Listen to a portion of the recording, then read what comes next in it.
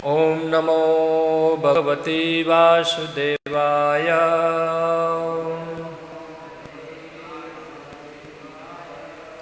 ओम नमो भगवते वासुदेवाय।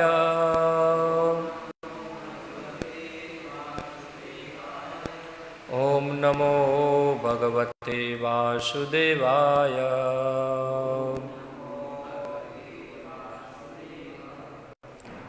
श्रीमद् भागवतम स्कंद 2 अध्याय 4 सृष्टि प्रक्रम श्लोक संख्या 2।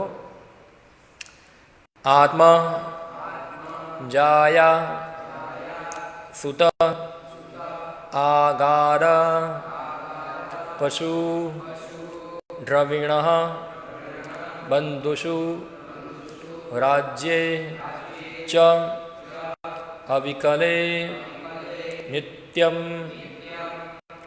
विरूढां ममतां जहो।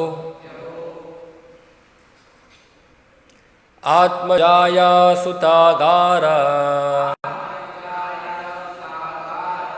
पशु द्रविणा बंधुषु राज्ये चाविकले नित्यं विरूढां ममतां जहो। आत्मजाया सुतागारा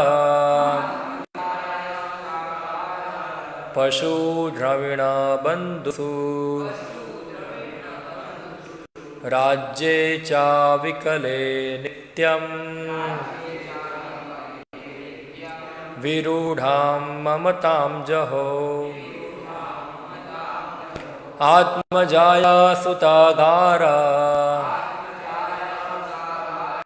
पशु द्रविणा बंधुषु राज्ये चाविकले नित्यं विरूढां ममतां जहो।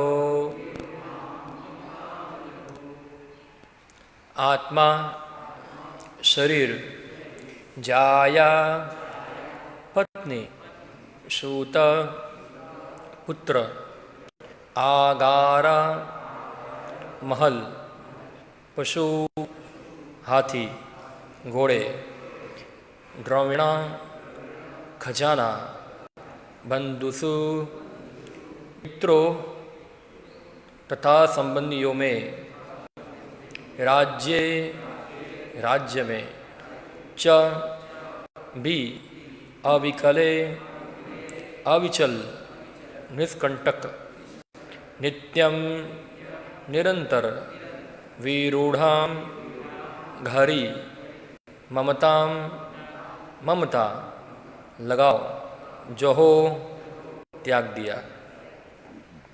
अनुवाद एवं तात्पर्य कृष्ण कृपामूर्ति अभय चरणारविंद भक्तिवेदांत स्वामी श्रील रूपा द्वारा भगवान कृष्ण के प्रति एक निष्ठ आकर्षण के फलस्वरूप महाराज परीक्षित ने अपने निजी शरीर, अपनी पत्नी, अपनी संतान, अपने महल, अपने पशु हाथी घोड़े, अपने खजाने, मित्र तथा संबंधियों और अपने निष्कंटक राज्य के प्रति प्रगाढ़ ममता त्याग दी।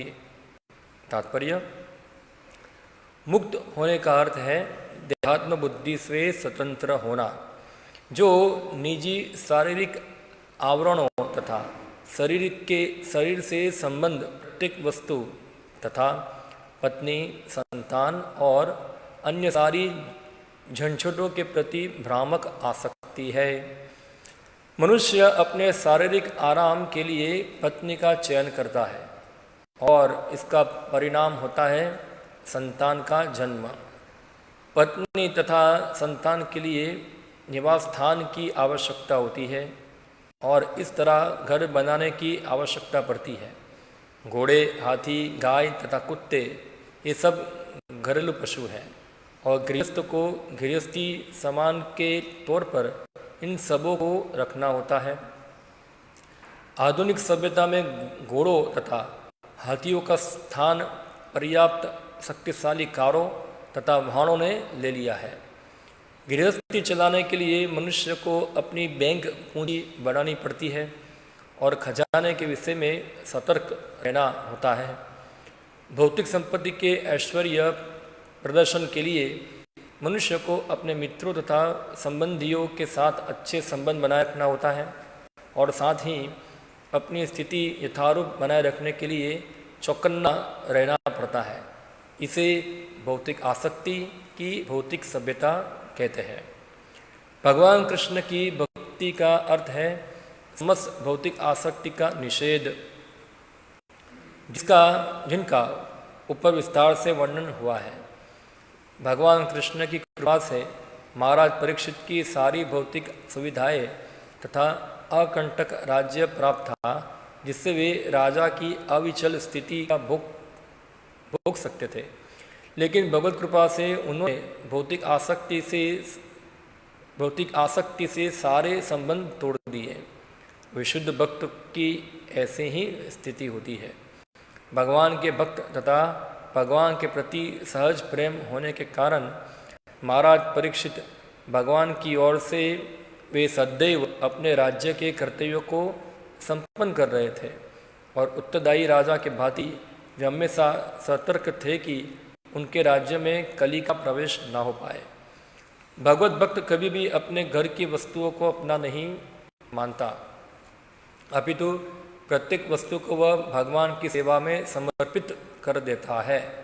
फलस्वरूप भक्त की देखरेख में जीवों को इस अनुभूति का अवसर प्राप्त होता है। घरेलू वस्तुओं के प्रति आसक्ति तथा भगवान कृष्ण के प्रति आसक्ति का साथ साथ चल पाना असंभव है। एक आसक्ति अंधकार का मार्ग है तो दूसरी आसक्ति प्रकाश का मार्ग है। जहाँ प्रकाश होता है वहाँ अंधकार नहीं रहता और जहाँ अंधकार है वहाँ प्रकाश नहीं होता। किंतु पटु भक्त भगवान के प्रति भक्ति भाव से हर वस्तु को प्रकाश में के मार्ग की ओर मोड़ सकता है और यहाँ इसका श्रेष्ठ उदाहरण पांडव है। महाराज युधिष्ठिर तथा उन्हीं के तरह के सारे गृहस्थ अपनी सारी तथा कथित भौतिक संपत्ति को भगवान की सेवा से जुड़कर हर वस्तु को प्रकाश की ओर मोड़ सकते हैं। किंतु जो प्रशिक्षित नहीं है अथवा जो हर वस्तु को भगवान की सेवा में नहीं लगा सकता, उसे सारे भौतिक संबंधों का परित्याग कर देना चाहिए। तभी वह भगवान की महिमा के श्रवण तथा कीर्तन का पात्र बन सकता है। दूसरे शब्दों में, जिसने महाराज परीक्षित की भांति सुखदेव गोस्वामी जैसे योग्य व्यक्ति से श्रीमद् भागवतम का एक दिन भी निष्ठापूर्वक श्रवण किया है, वह भौतिक वस्तुओं के प्रति सारी ममता छोड़ देने में समर्थ होता है। महाराज परीक्षित का अनुकरण मात्र करने और पेशेवर व्यक्ति से श्रीमद् भागवतम का 700 वर्ष तक भी श्रवण करने से कोई लाभ नहीं हो सकता। श्रीमद् भागवतम को पारिवारिक खर्च चलाने के लिए साधन बनाना भगवान के चरणों पर सबसे बड़ा नाम अपराध है। सर्व शुभ क्रिया साम्यपि प्रमादः। ओम अज्ञानतिमिरन्धस्य ज्ञानञ्जनशलाकया चक्षुरुन्मिलितं येन तस्मै श्रीगुरुवे नमः। श्रीचैतन्यमनोभीष्टं स्थापितं येन भूतले स्वयं रूपः कदा मह्यं ददाति स्वपदान्तिकम्। वन्देऽहं श्रीगुरो श्रीयुतपदकमलं श्रीगुरुन् वैष्णवांश्च श्रीरूपं सागरजातं सहगणरघुनाथामृतं तं सजीवं साद्वैतं सावधूतं परिजनसहितं कृष्णचैतन्यदेवं श्रीराधाकृष्णपादान् सहगणललिता श्रीविशाखान्वितांश्च श्रीकृष्णचैतन्य प्रभुनित्यानन्द श्री अद्वैत गदाधर शिवासादि गौरभक्तवृंद। हरे कृष्णा कृष्ण कृष्ण हरे हरे, हरे राम राम राम हरे हरे।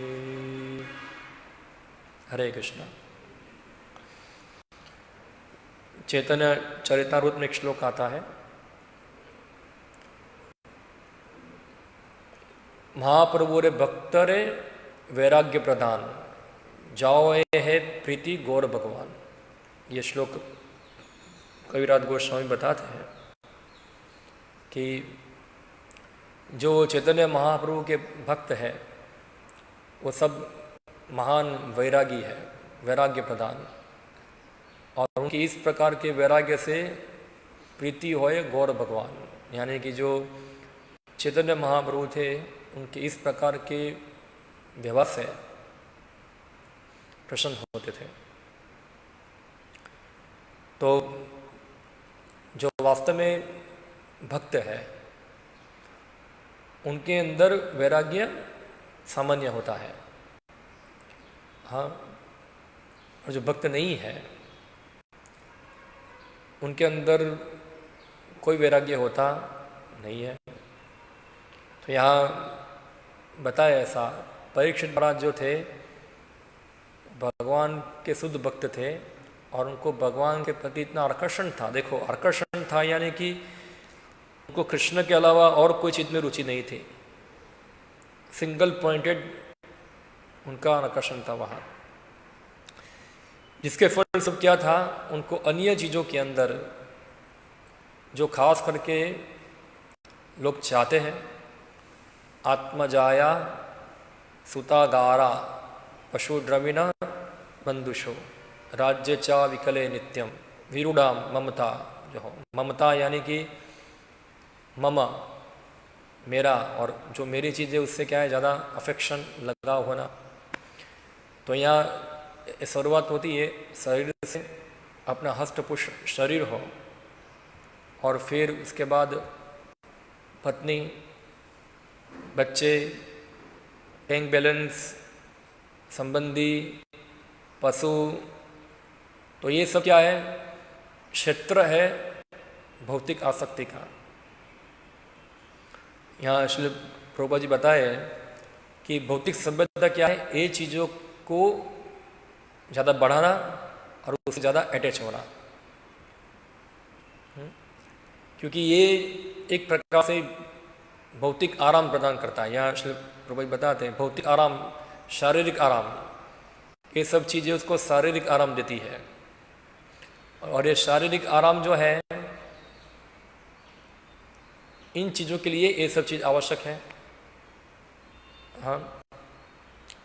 तो ये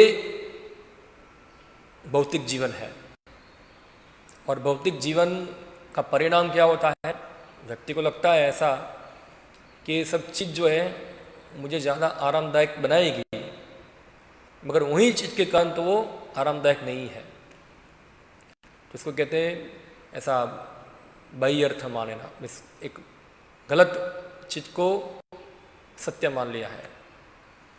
यानी कि ये जो सो कॉल भौतिक संपत्ति बढ़ाना या भौतिक जीवन को ज़्यादा बढ़ाना, ये एक बहुत बड़ा भ्रम है, एक बहुत बड़ा भ्रम है। और जो व्यक्ति ये भ्रम से जब तक निकलेगा नहीं, तब तक कृष्ण भावनामृत में वो व्यक्ति आगे बढ़ सकता नहीं। देखो, यहाँ श्री प्रभुपाद जी बताते हैं कृष्ण भक्ति और साथ साथ भौतिक आसक्ति, ये दोनों साथ में कभी नहीं चलती है, ऐसा है।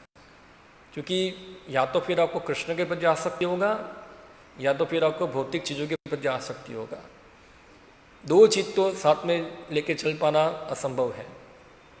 जैसे एक पैर रखा है एक नाव के अंदर, दूसरा पैर रखा है ये नाव के अंदर, तो इस प्रकार से नाव चलेगी नहीं। और श्री प्रभुपाद जी बताते हैं कृष्ण पे आसक्ति का मार्ग जो है वो प्रकाश का मार्ग है, और भौतिक जगत की आसक्ति का मार्ग है वो अंधकार का मार्ग है। तो कभी अंधकार और प्रकाश दोनों साथ में चलता नहीं है, क्योंकि जहाँ प्रकाश होगा वहाँ अंधकार होना संभव ही नहीं है, और जहाँ अंधकार है वहाँ प्रकाश नहीं है, तो दोनों साथ में चलता तो नहीं है। तो ऐसा क्या था कि सामान्य एवरेज लोगों के बारे में देखें हम लोग, तो परीक्षित महाराज जो थे उनके पास सामान्य व्यक्ति से भी ज़्यादा ऐश्वर्य है, यहाँ बताया ऐसा। एक तो उनको ये सब मेहनत करके प्राप्त करना नहीं पड़ा, उनको ऐसा ही अपने बाप दादा का ही गया है। और कितना राज्य था उनके पास, उनके सम्मानी कुछ भी नहीं। पूरे जम्बूद्वीप के राजा थे, हाँ, पूरा जम्बूद्वीप उनके शासन में था और सभी लोग उनको स्वीकार करते थे। ऐसा नहीं कि उनके कोई विरोधी भी थे, ऐसा है। निष्कंटक का राज्य था वहाँ उनका। और उनकी आज्ञाकारी पत्नी थी। ऐसा नहीं था कि उनकी पत्नी थी वो अभक्त थी, वही भक्त थी, आज्ञाकारी पत्नी थी। और उनके अच्छे संस्कारी पुत्र भी थे, महाराज जन्मेजय, जो भी एक महान भक्त थे। और सभी उनका राजकोष जो था वो भी अच्छा था। और सभी प्रकार का भौतिक ऐश्वर्य जो चाहते हैं लोग, वो सब उनके पास ऐसे ही मिला था उनको, सब अपना प्राप्त हुआ था वहाँ। मगर परीक्षित महाराज जो थे, ये सब चीज को तो त्याग दिया। अभी सब लोग ये चीज चाहते हैं और ये त्याग रहे हैं। ऐसा क्यों है? क्योंकि परीक्षित महाराज तो ज्ञान है कि जितना ही भौतिक ऐश्वर्य मुझे प्राप्त हुआ है वो सब क्या है, क्षणिक है। और ये ऐश्वर्य जो है वो मेरा नहीं है, वो भगवान का है। जब तक वो राजा थे, जब तक वो राजा के कर्तव्य निभा रहे थे, तब तक उन्होंने ये भौतिक ऐश्वर्य का उपयोग किया भगवान की सेवा करने के लिए। और जब लगा कि अभी राजा का कर्तव्य छोड़ना है उनको, तो उन्होंने अपने भौतिक ऐश्वर्य को भी क्या किया, त्याग दिया इधर। तो ये बहुत अच्छा लेसन समझ सकते हैं इधर। किस प्रकार श्री प्रभुपाद जी लिखते हैं ऐसा, एक पटु भगवत भक्त जो है, दक्ष भक्त जो है, वो अंधकार को ही प्रकाश में कन्वर्ट कर देता है। हाँ, कैसे इसको कन्वर्ट करना है? तो महाराज परीक्षित या तो फिर युधिष्ठिर महाराज जो थे, ऐसे भक्त थे। उन्होंने अपने भौतिक ऐश्वर्य को बंधन न बनाकर मुक्ति का कारण बना दिया उन्होंने। अभी यहाँ श्री प्रभुपाद जी बताते हैं, सब लोग तो युधिष्ठिर महाराज परीक्षित महाराज जैसे होते नहीं हैं कि भौतिक ऐश्वर्य को ग्रहण भी करते हैं और वो सबको भगवान के सेवा में लगाते हैं। इसलिए सामान्य लोगों के लिए सलाह दी जाती है कि वो उसको त्याग दे, उसको त्याग दे, क्योंकि सब लोग तो लेवल के नहीं है। पहले त्यागो, इसलिए एक श्लोक आता है, रूप गोस्वामी बताए, अनासक्त शया विषयान। सबसे पहले अनासक्त हो, फिर उसको भगवान के विषय में लगाओ। अभी पहले जिनको अनासक्ति का अभ्यास नहीं है, वो व्यक्ति कभी उससे छूट पाएगा नहीं। तो ये माया का एक बहुत बड़ा एक फंदा है। माया यानी कि उसका एक अर्थ होता है जो नहीं है वो हमको दिखाती है, इसका महत्व हमको दिखाती है, और हमको लग रहा है कि यही चीज में मेरा परम कल्याण है, और हम इसीलिए वो चीज़ को इच्छा करते हैं, वो चीज़ के लिए हम ज़्यादा मेहनत करते हैं, वो चीज़ में हम रहने का पसंद करते हैं। मगर हमको समझना चाहिए जो वास्तव में भगवत भक्त है वो ये सब भौतिक जगत की जो क्रियाएं हैं उसको समझता है। ये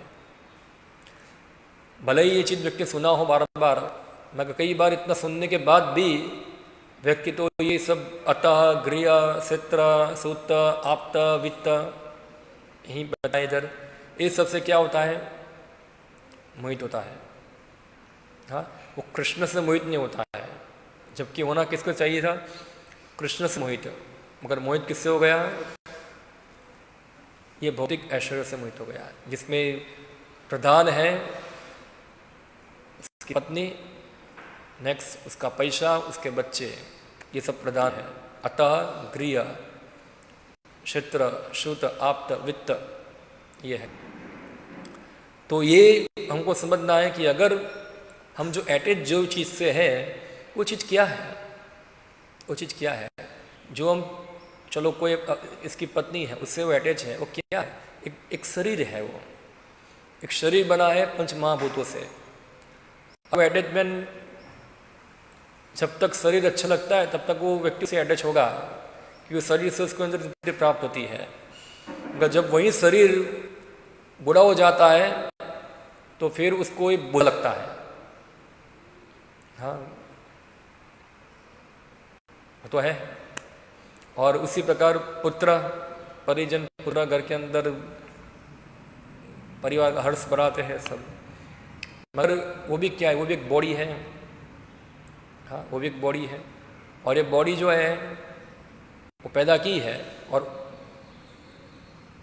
बॉडी की जनेता जो है वो सोचते हैं कि पुत्र परिजन जो है वो मेरी रक्षा करेंगे, मुझे पालेंगे, मुझे जीवित रखेंगे, मेरा भरण पोषण करेंगे। तो ये क्या है, एक प्रकार का व्यक्ति से अटैच है, पुत्र परिजन।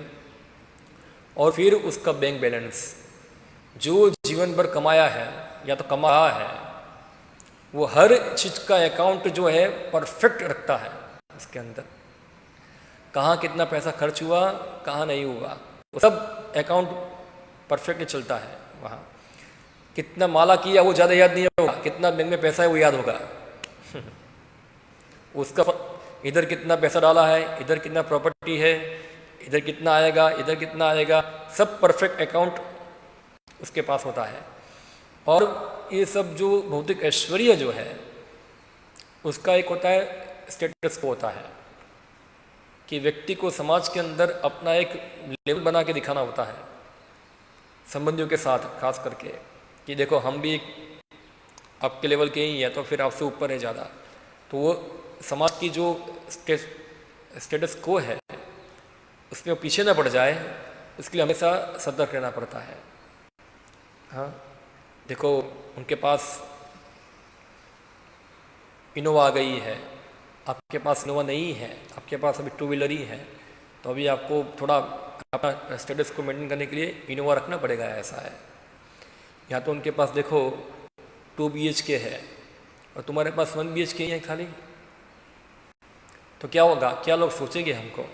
तो हमको भी क्या करना है, उससे ज़्यादा बढ़ा लेना है उससे। या तो देखो उनके बच्चे को इंग्लिश मीडियम में पढ़ाते हैं और मेरा बच्चा पढ़ा है म्यूनसिपलिटी के स्कूल के अंदर, नहीं नहीं नहीं, उसको भी इंग्लिश मीडियम में पढ़ाना है। उसके बच्चे को डॉक्टर बनाने के लिए 25 लाख का लोन लेके एडमिशन लिया है, ऐसा है। तो मुझे भी क्या करना है, एडमिशन लेना है वहाँ।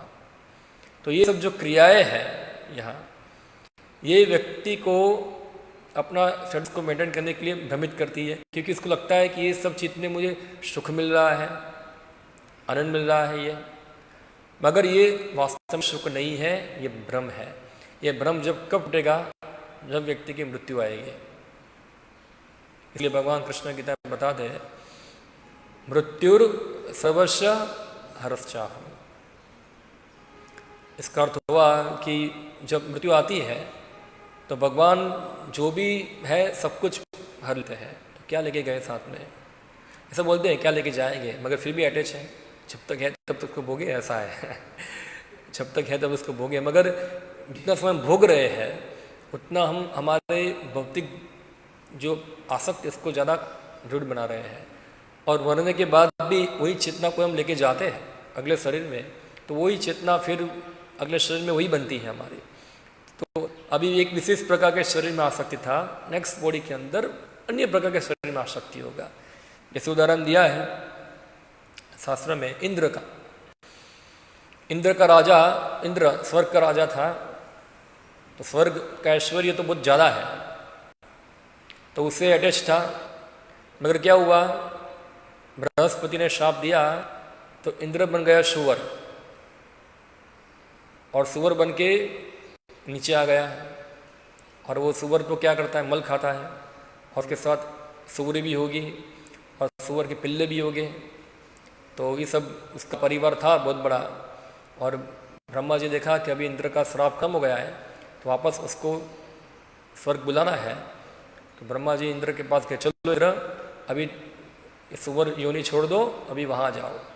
इंद्र सुअर योनि छोड़ने को तैयार था, नहीं नहीं नहीं, ये मेरे पिल्ले है, ये मेरी सूरी है, मेरा भोजन मल है, कितना मजा वाला जीवन है, ऐसा है, कितना मजा है। तो स्वर्ग के जीवन से भी उसको सुअर का जीवन जो था वो क्या लग रहा था, बहुत आनंददायक लग रहा था। हाँ, क्यों? क्योंकि सुवर योनि जो है तमोगुण में है, और जो व्यक्ति जो गुण में होता है वो गुण का सुख जो है उसे बनता है, वो सुख उसको बांधता है वहाँ, और वो स्थिति में ही अपने आप को क्या सीखता है वो, मैं यहाँ सुरक्षित हूँ, मैं क्या यहाँ सुरक्षित हूँ। आप देखो, आप सुअर ऐसा हम दिखते कई बार झोपड़ी वाले होते हैं, वो झोपड़पट्टी में रहते हैं, उनको आप महल में लेके आओगे तो आपको सुरक्षित फील नहीं करेंगे, वो अपने आप को अनकंफर्टेबल फील करेंगे। उनको झोपड़ी ही चाहिए, वही झोपड़ी, वहाँ 2 दिन कुत्ते होने चाहिए, वहाँ एक थोड़ी गटर नाली होनी चाहिए, और वहीं जोर से फिल्म गाना बनना चाहिए, और ऐसे ही खाना पीना उनका कपड़ा सब होना चाहिए, तभी उनको क्या मिलता है, उनको लगता है कि मैं कंफर्ट जोन में हूँ, ये मेरा कंफर्ट है, ऐसा है। और अगर वो व्यक्ति महल में आ जाएगा तो उसको परेशानी होगी, ऐसा है। और महल वाला व्यक्ति वहाँ चला जाएगा तो उसको क्या होगा, वहाँ उसको कंफर्ट नहीं होगा। हम देखते कई बार लोग यात्रा में जाते हैं तो कई बार ऐसी होटल मिलती है जो होटल के अंदर इतना कंफर्ट नहीं है, तो व्यक्ति का मन पूरा क्या हो जाता है, विचलित हो जाता है, अरे कैसे रहूँगा यहाँ, ऐसा है। 1 दिन 2 दिन निकालना उसके लिए क्या है, बहुत मुश्किल है, क्योंकि वो इस प्रकार की जो गुण है उससे बंध चुका है। और जो सामान्य व्यक्ति है उसके लिए ये प्रॉब्लम होगा, अरे सब क्या बड़ा बड़ा एसी है, बड़ा बड़ा गंदा है, अच्छा है कि झोपड़ी में रह जाऊँ, ऐसा है उसके अंदर, तो ये होगा। तो ये सब बंधन है, चाहे आसक्ति झोपड़ी में हो चाहे महल में हो, मगर है तो आसक्ति ही। हाँ, दोनों आसक्ति ही है वहाँ। इसलिए जो मुख्य चीज़ जो है कि जो भी हमारे पास है वर्तमान समय में, उससे आसक्त हुए बिना जितना हमारे पास जरूरी है शरीर को चलाने के लिए, उतना उपयोग कर कर वो चीज़ को हमको भगवान के गुणगान में, भगवान के सेवा में लगा देना चाहिए। वाह, क्योंकि हम जब भगवान के सेवा में लगाएंगे उसको, तो हमारी जो ममता है वो खत्म हो जाएगी, क्योंकि हम जानेंगे कि ऐश्वर्य भगवान का है, हमारा नहीं है। और जब तक उसको हम हमारे पास रखते हैं तो हम चोर हैं। चोर हूँ, हाँ हम चोर हैं। भगवान गीता में बताया, क्या श्लोक है वो, 2nd चैप्टर के अंदर, तेन ही सैवः, क्या है श्लोक, लाइन कहाँ से चला होता है पहला, नहीं वो नहीं है, तेन ही सैवः, वो जो व्यक्ति देवताओं को उपहार दिए बिना ये सब चीज़ को भोगता है, वो सब क्या है, तेन ही सैवः। इष्टान भोगा वो पहले श्लोक आता है, 3.1 है वो।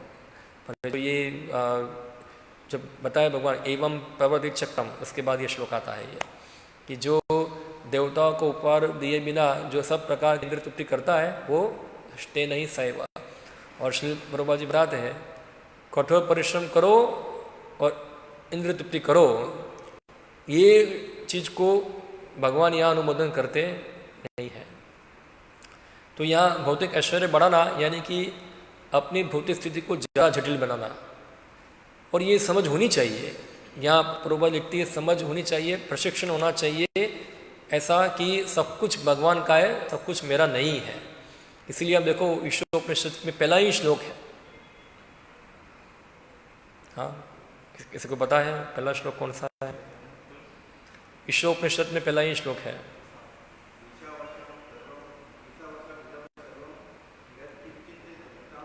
अभी कोर्स कर रहे इसे पता है।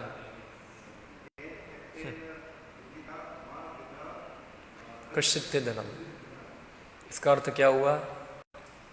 ईसावाशमिदम सर्वम यत् किंचित्या जगत्यान जगत तेन तक्तेन भुंजिता माँ गृदत कृचित्य धनम।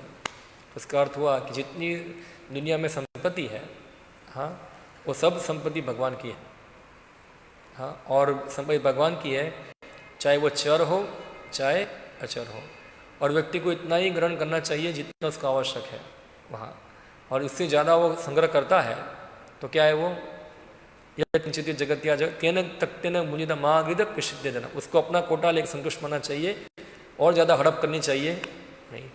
फिर नेक्स्ट श्लोक के अंदर क्या बताते हैं कि ऐसी, हाँ ऐसी भावना में रहकर व्यक्ति को कार्य करना चाहिए, 100 साल तक जीना चाहिए ऐसे। हाँ, क्यों जीना है? क्योंकि सब कुछ भगवान का है और सब कुछ भगवान को अर्पण करना है। तो ये सेवा करता है उससे भगवान की। जो भी उसके बाद भौतिक ऐश्वर्य है, शरीर होगा तो शरीर से भगवान की सेवा करता है, पत्नी होगा तो पत्नी को कृष्ण की सेवा में लगाएगा, बच्चे हो गए तो बच्चे को भगवान की सेवा में लगाएगा, संपत्ति है उसको भगवान की सेवा में लगे, घर में वाहन है सब अलग अलग नौकर चाकर है, या तो फिर कुत्ते हैं, घोड़ा है, गाड़ी है, या तो फिर जो भी कुछ है उस सबको भगवान की सेवा में लगाता है। ना कि ऐसा सोचता है कि ये सब मेरा है और मैं कृष्ण को नहीं दूंगा, ऐसा है। तो फिर हमारी स्थिति कैसे हो जाएगी पता है आपको? इंद्र जैसे। हाँ, ऐसा हुआ, इंद्र ने 2 बार गलती किया। भगवान ने इंद्र को बिठाया, स्वर्ग का राजा बनाया, और जब वो इंद्र को ब्रजवासी यज्ञ नहीं करते थे तो वही इंद्र ने क्या किया, ब्रजवासी को मारने के लिए बारिश भेजा। भगवान ने बचा लिया गोवर्धन धारण करके, और इंद्र ने अपना गलती मान लिया कि मेरा गलती है, आप मालिक है, आप गोविंद है, मैं तो इंद्र हूँ, और भगवान ने उसको माफ भी कर दिया। फिर वही भगवान द्वारका में थे तो अदिति के कुंडल जो थे वो नरकासुर लेके चला गया था, और नरकासुर को मारकर नहीं, अदिति के कुंडल जो उसकी माँ है इंद्र की, उनका ही काम कर रहे हैं भगवान। जो इंद्र नहीं कर पाया वो भगवान ही कर रहे हैं। वही कुंडल वापस लेकर अदिति को दे के आए। इंद्र ने बोला थैंक यू वेरी मच भगवान, आपने मेरी माँ का कुंडल दे दिया, ऐसा है, बहुत धन्यवाद आपका, ऐसा है, बोल दिया। और भगवान जा रहे थे तो उनकी पत्नी ने देखा कि अच्छा पेड़ है, इसको ले लो, ऐसा है। भगवान ने बोला ठीक है ले लो, भगवान तोड़ दिया भगवान ने पेड़। फिर इंद्र क्या बोला, ये क्यों तोड़ा, क्यों तोड़ा ये पेड़? पूछा मुझे पेड़ तोड़े क्यों तोड़ा, ऐसा है। एक ही देखो, अभी भगवान का काम किया है, 1 सेकंड के अंदर चेंज हो गया। ये क्या प्रॉब्लम था? यही मम्मी थी, यही प्रॉब्लम था कि मेरा है और मैं है, ऐसा है ये। तो ये चीज परीक्षित महाराज में ऐसे नहीं थी, ऐसा है ये चीज। वहाँ परीक्षित महाराज जानते थे, इसलिए हर चीज को भगवान के समय लगा सकते थे। इसलिए यहाँ श्री प्रभुपाद जी बताते हैं इधर, और ये बहुत महत्वपूर्ण है समझना इधर, कि जो लोग जो है ऐसे परीक्षित महाराज जैसे नहीं है, उनको चाहिए कि वो छोड़ दे, वो छोड़े, वो छोड़ना जरूरी है। ऐसा नहीं सोचना चाहिए कि मेरे पास है मैं उसको भगवान के विषय में लगाऊंगा, ऐसा सामान्य लोगों के संभव नहीं है। ऐसा है, जैसे एक उदाहरण मैं दूँ, जो श्री प्रभुपाद जी बार बार हमारे गुरु महाराज देते हैं बार बार एक उदाहरण उनके प्रवचन में। वृंदावन के अंदर श्री प्रभुपाद एक भारतीय शिष्य थे। उस समय भारतीय शिष्य बहुत कम थे, ज़्यादातर तो अंग्रेज लोग ही थे, यूरोपियन अंग्रेजन लोग ही थे। ऐसा है कि भारतीय शिष्य में एक रिटायर थे, ऐसा है, गवर्नमेंट जॉब से रिटायर हुए थे, 2 लोग थे वहाँ, पति पत्नी। तो ज़्यादातर क्या थे, वो वृंदावन में, दिल्ली के थे, वृंदावन में रहते थे वहाँ, और श्री प्रभुपाद की सेवा करते थे वहाँ, सहायता करते थे उनको सब के कार्यों के अंदर।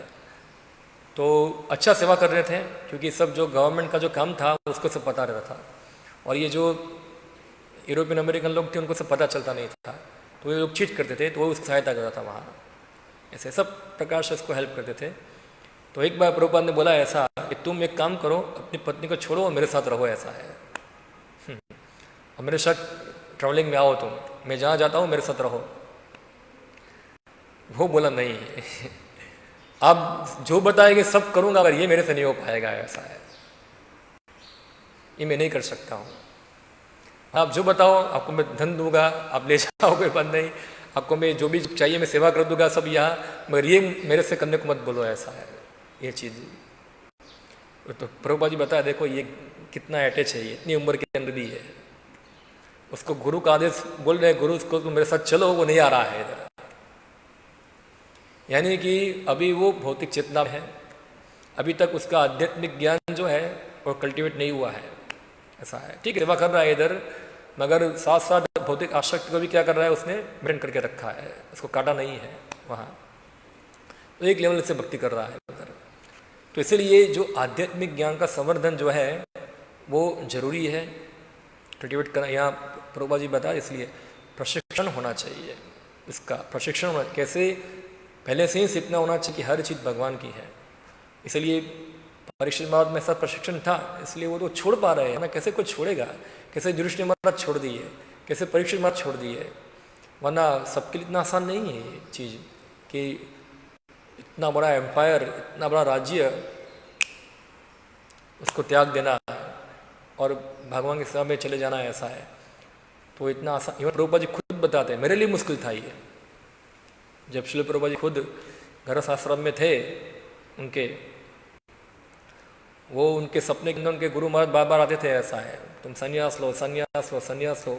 और श्रील प्रभुपाद जी कई बार डर जाते थे ऐसा कि वो ये आदेश क्यों मुझे बार बार दे रहे हैं, ऐसा है वो। तो एक प्रभुपाद जी, नो डाउट प्रभुपाद जी महाभागवत है, हाँ, वो जहाँ भी भौतिक जगत में उनको कोई अटैचमेंट नहीं है, मगर एक लीला के माध्यम से वो सिखा रहे हैं कितना डेंजर है ये आसक्ति व्यक्ति का, कि व्यक्ति को बांध के रखता है यहाँ इधर। तो इसलिए एक प्रशिक्षण की आवश्यकता है यहाँ। तो जो भी लेवल हो वो लेवल से हमको डिटैच होने का प्रयत्न करना चाहिए। ऐसा ना हो कि हम इतने अटैच रहे और इतने दुखी भी हो। और खाली डिटैच होना भी परफेक्शन नहीं है, डिटैच होने के साथ साथ हमको भगवान से अटैच भी होना है, वो भी जरूरी है। डिटैच तो बहुत सारे लोग हो जाते हैं, बट डिटैच होके करते क्या है फिर, वो भी जरूरी है। इसलिए भगवान से कोई व्यक्ति अटैच होगा तो अपने आप वो चीज़ से डिटैच हो जाएगा। पर वो भगवान से अटैच होने की जो विधि है वो प्रॉपर विधि को पालन करना होगा। अगर प्रॉपर विधि से पालन नहीं हो रही है तो अटैच नहीं हो पाएगा। जैसे यहाँ श्री प्रभुपाद लिखते हैं, ऐसे बहुत सारे लोग होते हैं जो महाराज परीक्षित का अनुकरण करते हैं, वो 700 साल तक भागवत कथा सुनेंगे, ऐसा है। कितना साल बताए? 7 दिन नहीं बोला, 700 साल बुलाया, ऐसा है। 700 साल तक सुनेंगे मगर उससे कोई लाभ नहीं होगा उनको, हाँ, क्योंकि या तो श्रोता हो या वक्ता हो, दोनों ही पेशेवर हैं। जो श्रोता है वो सुनता है केवल एक अपने को धार्मिक लेबल लगाने के लिए कि मैं एक धार्मिक हूँ, एक पुण्यशाली है, चलो थोड़ा एक पुण्य करते हैं वहाँ। और जो वक्ता है उसकी भी इच्छा नहीं है कि उसको भौतिक जगह से छुड़ाना है, उसकी इच्छा भी क्या है कि थोड़ा भाव कथा करूँगा। और जो मैं श्रोता है वो क्या करेंगे, उसके बदले मुझे दक्षिणा देंगे, जो कुछ दक्षिणा मिलेगा उससे मैं भी क्या करूँगा, मेरा घर और परिवार सब कुछ चाहूँगा और सब कुछ अच्छा चलता रहेगा। तो ऐसे ही होता है वहाँ, एक पेशा बन जाता है। कीर्तन करने का पेशा हो गया, कीर्तन करने जाएंगे, हमको पैसा मिलेगा और फिर हमारा जीवन चलेगा। तो ये जो इस प्रकार से भौतिक सुख को बढ़ावा देना, ये भी एक प्रकार का एक माया ही है, वो घुसता है इधर यहाँ। इसलिए यह बताया ऐसा कि ये एक प्रकार का नाम अपराध है। तो श्रोता भी प्रॉपर नहीं है और वक्ता भी प्रॉपर नहीं है। मगर प्रभुपाद जी यहाँ एक चीज़ बताए, अगर कोई एक दिन खाली निष्ठापूर्वक योग्य स्रोत से भागवत श्रवण करेगा, उसके अंदर वैराग्य आएगा और आएगा ही, आना ही चाहिए। अगर नहीं आ रहा है तो श्रोता में प्रॉब्लम है या वक्ता में प्रॉब्लम है, दोनों में प्रॉब्लम है। वो प्रॉपर जो ज्ञान है वो ट्रांसफर हुआ नहीं है इसके अंदर। मैंने यहाँ लिख के ऐसा कि एक दिन खाली योग्य व्यक्ति श्रवण करने से व्यक्ति के अंदर डिटैचमेंट होना ही चाहिए, वो आना ही चाहिए इसके अंदर, हाँ। तो इसलिए ये जरूरी है कि इवन भागवतम पढ़ते, हम 10 साल तक 100 बार भागवतम पढ़ लिया, अगर हमारे अंदर से अटैचमेंट खत्म नहीं हो रहा है तो फिर कुछ गड़बड़ी हो रही है, ऐसा है, समझना चाहिए कि कुछ सुनने में पढ़ने में गड़बड़ी हो रही है वहाँ, या सुन रहे इतना साल तक मगर फिर भी इसको कल्टिवेट हो रहा है तो कुछ गड़बड़ी। इसलिए क्या करना चाहिए, ध्यान लगा के सुनना चाहिए, उसे मनन करना चाहिए। और इस प्रकार जहाँ जहाँ हमारी त्रुटियाँ है वो त्रुटि को देखकर उसको एक बात दूर करना चाहिए वहाँ। नो डाउट एक दिन में नहीं होगा ये, मगर ये कब होगा, जब व्यक्ति नित्यम भागवत सेवा करेगा और समझेगा हाँ ये है। देखो यहाँ बता रहे हैं परीक्षित महाराज इतना आस्ते थे, इतना उनके पास धन बैलेंस था, वो छोड़ दिया, तो मुझे भी उनके पदचिन्हों पे चलना चाहिए। तो मैं अपना इतना को इतना छोड़ दूँ, कम से कम प्रयास तो करूँ उसके सामने, इतना प्रयास तो करूँ वहाँ उधर कि चलो मैं कुछ भगवान के लिए कुछ आगे बढ़ूँ, ऐसा है वहाँ, और मेरा जो भी कुछ अंधकार है उसको प्रकाश बनाने का प्रयत्न करूँ मैं। वरना क्या होगा, ये सब बैंक बैलेंस भी यहाँ पड़ा रहेगा, सब घर भी यहाँ पड़ा रहेगा, मैं मर जाऊँगा, सब लोग मर जाएंगे, और ये भौतिक जीवन चलता रहेगा, उस कर्म फल मुझे ले जाएगा अगले जीवन के अंदर। तो ये प्रशिक्षण बचपन से नहीं होता है। कौमारम आचरित प्राज्ञो, बचपन से सिखाया जाता है। ऋषभदेव अपने बच्चों को पहले से ही सिखा दिया कि मानव जीवन किस लिए मिला है, तपोदेयम पुत्र का आएगा। ये सुअर और कुत्तों की तरह मल खाने को नहीं मिला है, ऐसा है। तो ये भावना में व्यक्ति को जगत में जीना है। हाँ, देखो प्रभुपाद जी बताए, पानी में गिरो और पानी में भिगो भी मत, मछली पकड़ने जाओ भिगो मत। एक उदाहरण देते हैं श्री प्रभुपाद जी कि मछली पकड़ो ऐसे कि पानी से भीगे नहीं। तो हम भौतिक जगत में रहते हैं, रहो, भौतिक ऐश्वर्य है, मगर उससे भीगो मत। वो भीगना नहीं है, उसको भगवान की सेवा में उपयोग करना है वहाँ। वरना ये इसको कहते हैं कला, इसको भगवान बताए योग कर्मशु कौशलम, जो बताया गीता के अंदर। यही क्या है, योग ही कर्म करने की कला है, योग कर्मशु कौशलम। वहाँ एक कुशलता जो है वो सीखनी चाहिए, कैसे हर चीज को आध्यात्मिक बनाना है पूरा। ओके, यहाँ हम समाप्त करते हैं। हरे कृष्णा। कोई प्रश्न है किसी का, कमेंट विषय के ऊपर? ओके, हरे कृष्णा। श्रीमद् भागवतम की जय, श्री प्रभुपाद की जय।